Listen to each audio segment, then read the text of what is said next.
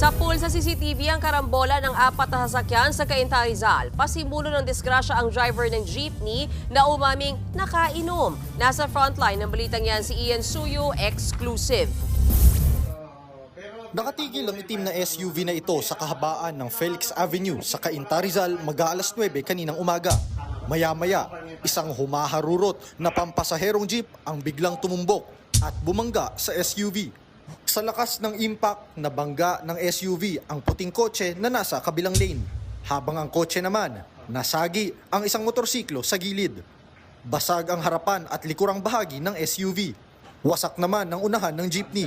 Dito sa mismong bahagi ng Felix Avenue nangyari yung aksidente kaninang umaga. Ang jeepney may rutang Santa Lucia patungong Binangonan.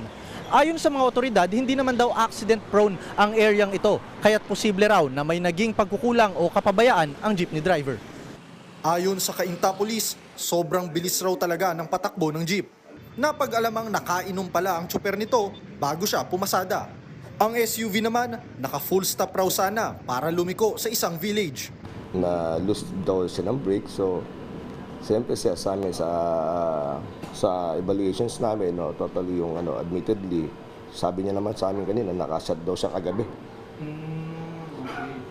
No, siyempre siguro gawa na meron pang epekto ng liquor sa katawan siya, baka nag-tingway para magkaroon ng malaking aksidente.